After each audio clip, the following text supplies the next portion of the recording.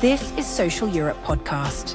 We are dedicated to strengthening democracy by discussing the most pressing political, economic, and social issues of our time.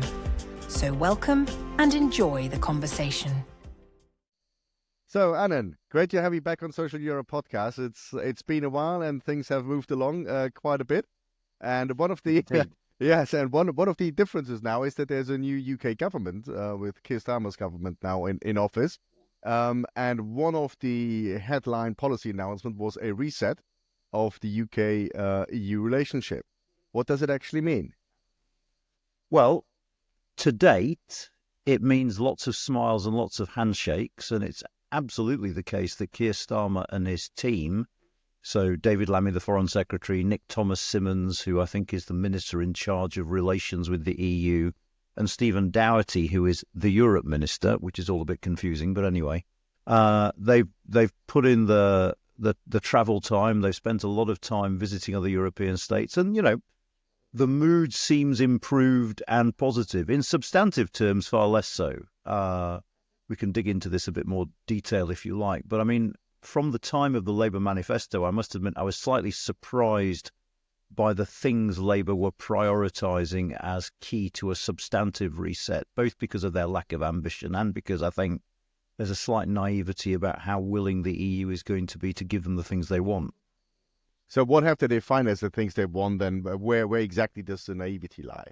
Well, there is a phrase in the manifesto that says we're going to tear down trade barriers. There's another phrase in the manifesto that says we won't rejoin the single market and the customs union. So on the surface, there's a tension there, because if you really want to tear down trade barriers, they're the two ways to do it. So leave that to one side. The three specific things that Labour have asked for or say they're going to negotiate is a veterinary agreement with the EU, an agreement on the mutual recognition of professional qualifications, and something to ease the troubles faced by touring creative artists when they go from the UK to the EU.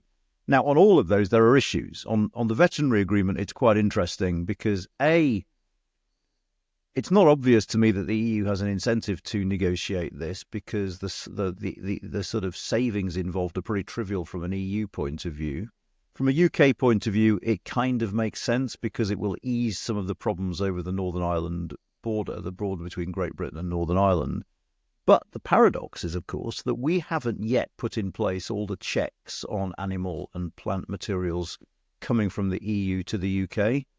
And we haven't done so partly because the government fears that if we put those checks in place, it will lead to inflation, food price inflation. The problem is that unless those checks are in place, the EU have got no incentive whatsoever to negotiate because we've got nothing to offer. I mean, we can't offer to remove checks that aren't in place, as it were. So that's the first thing. On mutual recognition, I mean, these things take a long time. With Canada, it took 9 or 10 rounds of negotiation to get something on architects. And the other thing worth mentioning is that even if we negotiate that, without the right of settlement, without freedom of movement, it only helps to a very limited extent. Yeah. And the final thing on touring artists, which is a really interesting one, and I've got to wonder whether it was pressure from the Musicians' Union that got this into the manifesto. The EU told the previous Conservative government on several occasions, we can't sort this out for you, I'm afraid, because the things that stop touring artists being able to tour like they used to be able to, which is a combination of visa rules and rules on goods, things like cabotage, are fundamental parts of the single market and customs union arrangements, and we can't give you a carve-out for those. So the EU has already said no to that last one. So they're a strange mixture of things, and the thing that they all have in common, I think, which is curious on the surface, is for a government that is obsessed with growth, none of those three things would really shift the dial on growth.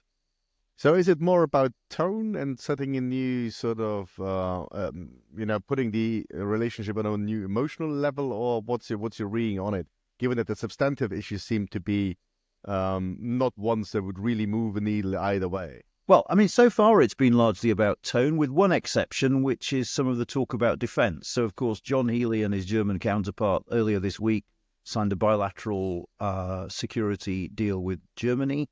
There's talk of having an anniversary summit with the French on the 15th anniversary of the Lancaster House Treaty next year maybe to build on that military treaty. So I think when it comes to foreign and security policy, stuff is happening. Von der Leyen and Starmer have already said they're going to have regular summits, so there's greater contact than there was under the previous government. And talking together more, sharing notes on security issues is probably a good thing. Here again, however, in substantive terms, it strikes me there are real limits to what can be achieved. What the UK really wants, I think, is access to some of the European Union's defence procurement schemes, like the European Defence Fund. And at the moment, those things are defined in such a way as to exclude countries that aren't in the single market. So that will be an interesting negotiation to watch. I think that could be a bit of a game changer if something can be negotiated there. But at the moment, security cooperation, at the EU level at least, seems to involve nothing much more than talking together more. And, that it strikes me as quite interesting that rather than, talking to Brussels on an EU level, there are these bilateral initiatives. You mentioned the one with Germany on defense. This apparently is the start of a broader treaty, apparently, between the UK and Germany. So where would you see, what can be actually done bilaterally, realistically, given that there's also no incentive for either Germany or France to completely break ranks and basically undermine the European position of the 27? I don't think where's that space? I don't think we should worry too much about this. You hear a lot of stuff about how the UK is trying to sidestep the EU by doing things bilaterally. We signed bilateral deals with member states when we were a member state. And it was, Lancaster House was signed when the UK was in the European Union. It's fine. Bilateral military cooperation between European partners makes perfect sense. It doesn't go against anything. It's not aimed at the European Union. It's simply saying our two militaries should and could work together better. Let's find ways of doing it. That might be through procurement. It might be through exchanges. It might be through better intelligence sharing. It might be through a number of means, but they all make perfect sense as far as I can see. And remember, all this is happening while the EU doesn't have a commission in place. So actually, it's not clear that Keir Starmer could go and talk to Brussels at the moment because Brussels is busy navel-gazing, trying to appoint this commission that seems to be a pretty interminable process. But could that be just a way to get a bit further in substantive areas in order to rebuild the actual muscle to do these agreements, and then later on move that to European level if it's been seen, say, to work out reasonably well between one or two countries or whatever? Well, I think one of the there's no doubt at all that we would be really pleased in the UK if the Germans put some pressure on the French to be more open in terms of their definition of European for things like the European Defence Fund. So certainly we want to work with member states, and we hope that member states then will say, actually, we should be a bit more generous with them when dealing with them as the EU. I don't think this is a sort of David Davis divide and rule strategy necessarily. It's common sense diplomacy. But yes, I think after almost a decade in which relations have been strained, when we had a government that actually, certainly under Boris Johnson, we had a government that delighted in being at loggerheads with the European Union. It was almost seen as a politically good thing to have a degree of tension with the European Union, and relations with the European Union was zero-sum. That is to say, if we're doing well, we use that as a stick to beat them with. If they're doing well, it means we're doing something wrong. That era is over. There's a positive-sum approach to that relationship now. So I'm not saying nothing has changed. What I'm saying is in substantive terms, it's still very, very early days and not much has been achieved as yet. Yeah, and if you mentioned these three areas where there at least some of the positions are being laid down. Do you see any other areas? If the general idea is to, create opportunities for a renewed UK-EU trade agreement and investment and reducing the reduction of existing trade barriers, given that Europe as well as the UK have growth challenges. Germany in particular. We're now in the second year of zero growth, effectively. So that would definitely be an area of mutual interest where if you can unlock some dynamism that could create a growth dynamic. So do you, beyond the areas that you already touched upon, do you see any areas where I wouldn't quite say low-hanging fruit, but there are fruit, let's put it that way, to be reaped? It's hard to see because of the red lines. I think the red lines on the single market and the customs union, the EU's insistence that there will be no cherry picking, make it very hard to see. Now, I suppose you could And say, maybe for the listeners who don't know the red lines, could you recapture what the key red lines are? And well, the two key UK red lines are: we will not join the customs union, we will not join the single market. The EU's red line has traditionally been you can't just have bits of the single market. You either join the single market or you don't. Now, if I was cynical, I would say, well, a veterinary agreement is cherry picking because it's a little bit of the single market. So, there is flexibility. But given the political positions of both sides, it's hard to see how much further the two sides could go. There is scope that is as yet unexplored and not capitalised on within the trade and cooperation agreement. There is scope for greater energy cooperation as well. But the other thing worth bearing in mind is there are lots of things that will change in the relationship because we're reaching deadlines. So, for instance, the energy cooperation chapter of the TCA and the fisheries chapter of the TCA both expire in 2026.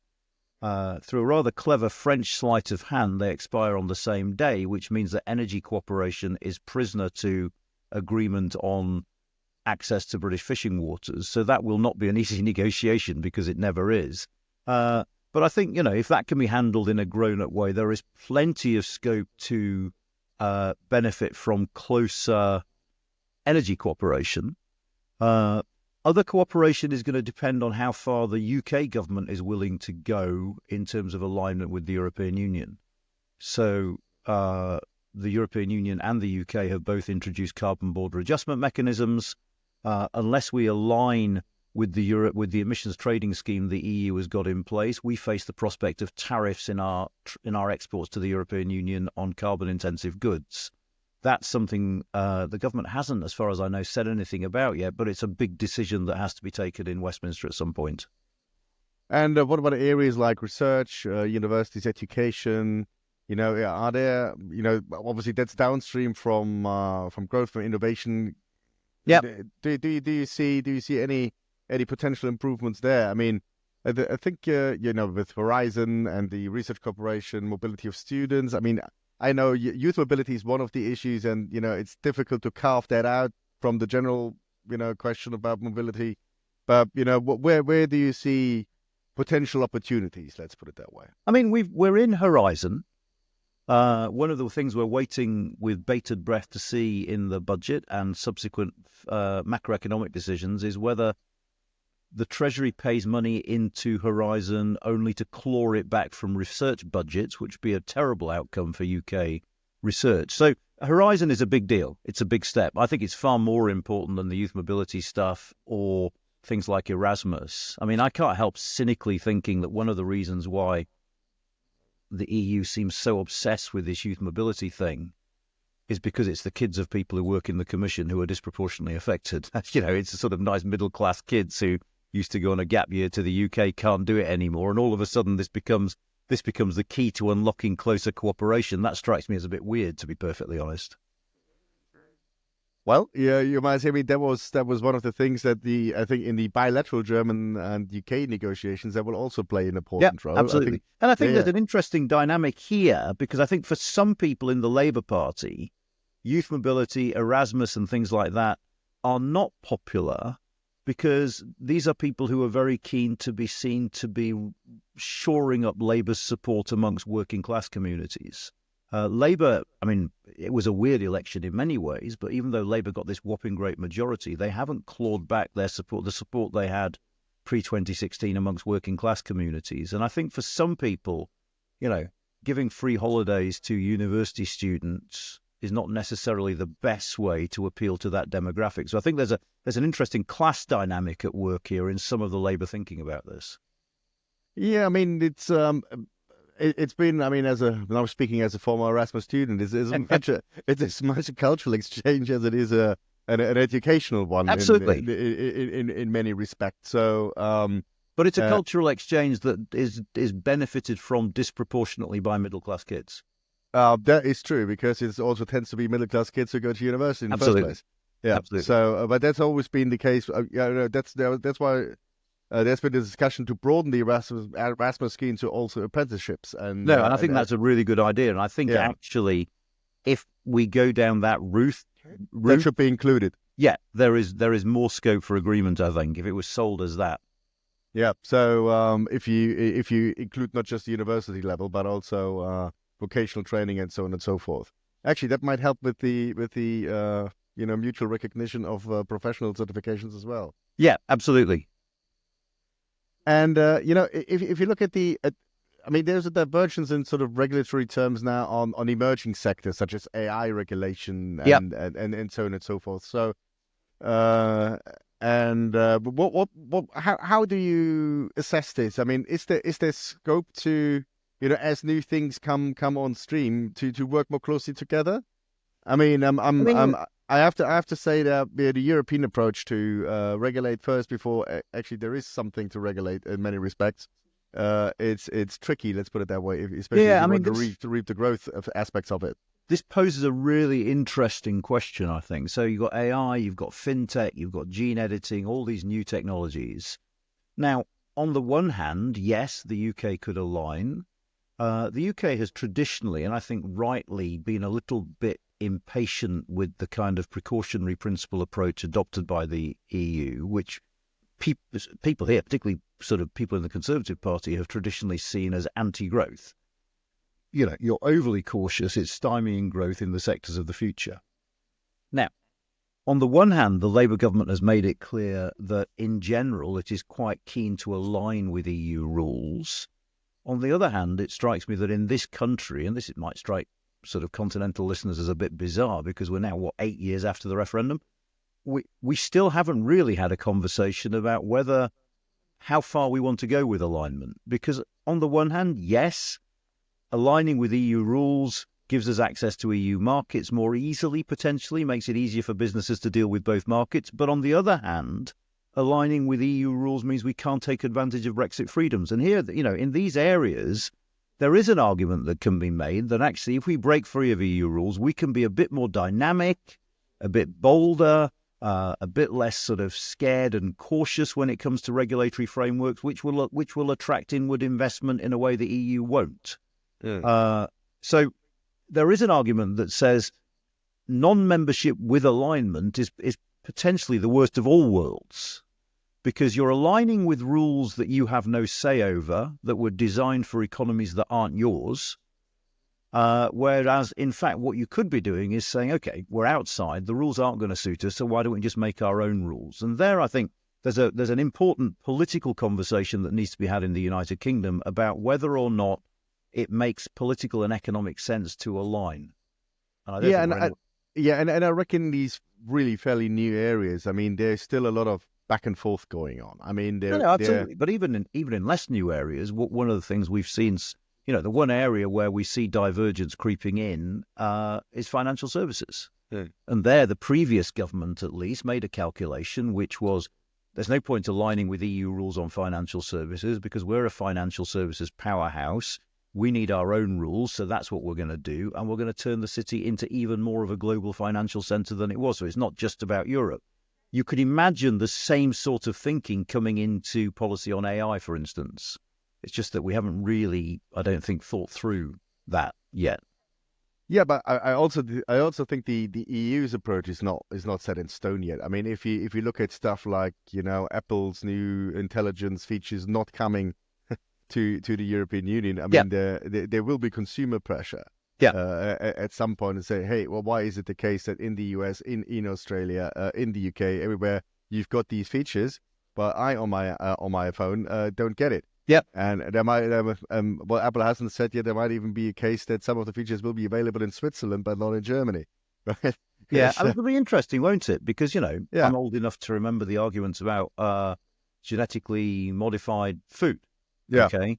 And there, public opinion in the European Union was very, very cautious. So it's not as if, precautionary principle-based EU regulation is out of step with EU public opinion, but it will be very interesting to see when it comes to this sort of thing, mobile phones that everyone carry around with them, whether it is a cautious EU public or an EU public that is impatient with regulations at the European Union level that are depriving them of certain of the toys that Apple are providing here. I would have thought that it's the latter, well, especially because given in this particular case, the experience is no longer the hardware. The hardware the differences 1 year to the next is very limited, right? Yeah. So it's not much in terms of the experience changing because you've got now suddenly much better camera. It's really the software features, Absolutely. and these features are more and more driven by AI, right? Yeah. So and therefore the at the end of the day, I mean, if that continues, there will be substantially different products Absolutely. available in the EU and elsewhere. And I would have thought, and these are consumer products, right? So Yeah. these are not food. This is a different category. Yeah. And I would have, if I interpret the early signs correctly, I mean, there's a lot of consumer pressure saying, look, we want to have this too. That will be interesting to watch. Though at least we can reassure ourselves that we'll all have the same charging cables. Well, that was a step forward. It was there, yeah. I mean, one of the funny things, of course, is that the UK government has declared, sort of sententiously, we are thinking of adopting the same rule here. And of course, for people who understand the business, it doesn't matter whether we adopt the same rule or not. Companies are going to adopt the EU rule, and we're going to be left with the same, whatever we do. It's a bit like, the ongoing fight in the United Kingdom about the non-removable bottle tops. Those screw caps that don't come off. I mean, it's been quite funny reading in the pages of Telegraph the absolute horror from Brexiters that this isn't even the law in the United Kingdom. Why is it happening here? Well, the simple reason is because we're a relatively small offshore market, and the big manufacturers of drinks don't think it's worthwhile having a separate product line for us, so they're just applying the EU law. It's just economies of scale in production. Yeah, absolutely. So, and that's I think in more and more areas the case. Imagine still dumb old Siri being in the EU and good, very functioning AI-powered Siri being anywhere else. That's not going to be accepted. That same debate plays out within the United Kingdom in a rather interesting way, because one of the things about the Windsor Framework with Northern Ireland is that the UK government had agreed that for goods going to Northern Ireland and not for re-export to the European Union, there would be a sticker on those goods that says not for EU. Okay? Now, the previous government decided, because businesses lobbied them, that they would make the not for EU label compulsory for all UK businesses that were sending stuff that wasn't going to the EU. The reason being that they were warned by companies that if we had to have a separate product line for Northern Ireland with the labelling, firms that don't export much to Northern Ireland would simply stop exporting. Yeah. And this would cause a political problem. If there were certain goods that weren't available in Northern Ireland but were available in Great Britain, that would obviously wind up the Unionists in Northern Ireland.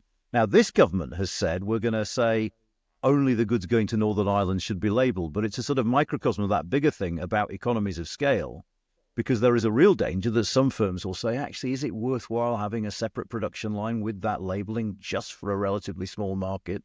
So that will be an interesting one to watch, I think, over the months and years to come. Well, but probably the answer is very clearly no, right? Especially, it's not just with the caps in the UK in general. This is just Northern Ireland, right? So, yeah. Though, of course, in the case of the UK and of Northern Ireland, it brings in real political sensitivities. So I wonder whether government isn't talking to some of these businesses saying, please, go on, just keep exporting to Northern Ireland. Even though it doesn't make economic sense. Yeah. There you go. Right, Anand, I mean, going forward, let's try to define a little bit what a positive agenda could be. I mean, you've basically shifted your whole academic career onto Brexit and the aftermath of Brexit and what is whole next. Decade gone.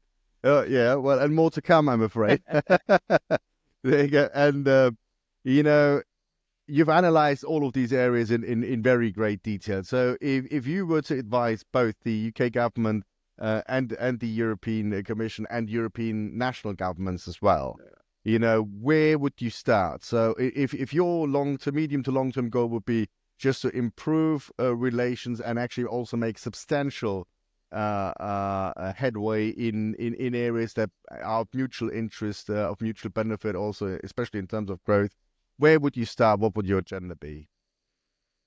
I mean, the first thing I would say is I don't really understand the EU's approach when it comes to military capabilities. Because if it is the case, as we keep saying, that Europe faces an existential threat because of the aggression by Putin in Ukraine and because the US is less reliable, building European capabilities to allow us to defend ourselves is going to be a lot harder without the UK than with the UK. So that's the first thing I'd say is I think there should be a serious grown-up conversation there about allowing the UK to be involved in some of those projects. On the economics, it's quite interesting because I don't see much hope for optimism that the relationship is going to get that much closer. There are some areas that I've mentioned, like energy, where there is real potential. But it seems to me that the Starmer government's approach to Europe is, let's not really talk about it very much at all. Let's clearly rebuild our relations with European partners. Let's make it clear that we're not the Conservatives. Let's make it clear that we're building better links. But in substantive terms, I think the approach of this government is, we would quite like, by the end of this Parliament, for no one to be talking about Brexit anymore. And that's for political reasons. So I don't think there's going to be any real prospect of the government doing things that are massively controversial domestically when it comes to relations with the EU. And because the EU, for its part, is relatively happy with the trade and cooperation agreement, far happier than this government here is with it because of the trade barriers it imposes, which affect us far more than they affect the European Union, I suspect we're pretty close to what is going to be an equilibrium. Now, whether it's stable or not remains to be seen. But I think there might be some tinkering around the edges with what we've got now, a veterinary deal, things like that. But no massive progress in other areas, to be honest, because it's just not in the interest of either side to do that.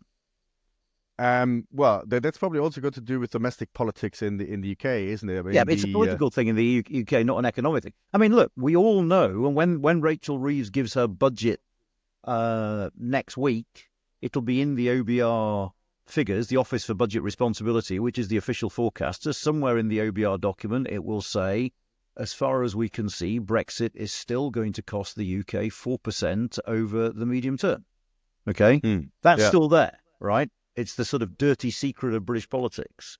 I'm pretty convinced that Rachel Reeves won't mention that 4% when she gives her budget speech because politicians don't mention it. It's just something that is factored in now. And I think in economic terms, it is absolutely clear that being back in the single market and the customs union would be a positive thing for the UK economy. But in political terms, at the moment, it is utterly off the agenda. And that's because, the Labour landscape basically masks a more fundamental shift also in the right wing of British politics, which is reform actually destroying a lot of Tory majorities and moving into the second place. And with what was it, 34% of the popular vote, that translates with first past the post system into this massive majority. But the position is actually much weaker than than the result would suggest. Absolutely, it's the Labour majority is more fragile than you'd think from its size. My colleague and friend Rob Ford, who writes a wonderful Substack on British politics, referred to the Labour majority as the wobbliest Jenga tower ever created. That is to say, Labour lost votes in its heartlands. So safe seats they didn't do particularly well in, but they had a massively efficient vote in the sense that they piled up votes where they needed them. But that means that you have this very tall tower, but it's not a very secure tower because the foundations aren't as strong as they used to be. And I think it's a wonderful analogy for this Labour majority. But I think it's more than that. I think, why are we hesitant, or why is the government hesitant about the single market? Yes, it's partly because they don't want to have that political argument about freedom of movement in particular. But also I think there are perfectly good reasons, both economic and democratic, for being a little bit wary about being in the single market but not being in the European Union. I'm not convinced for a country like the UK it is sustainable politically to be a rule taker across the board. And as I referred to earlier, when it comes to issues like AI, I'm not convinced either that over the medium term it makes sense economically for our economy to be regulated by rules that are written for and by other people. So I think there is a whole complex of reasons why single market isn't going to be talked about in the foreseeable future, and politics is certainly one of them. Well, there you go. I mean, maybe an unstable equilibrium, at least some areas to tinker with. Yeah. Well, and of course, there's always events, aren't there? We don't know what's going to happen in the United States.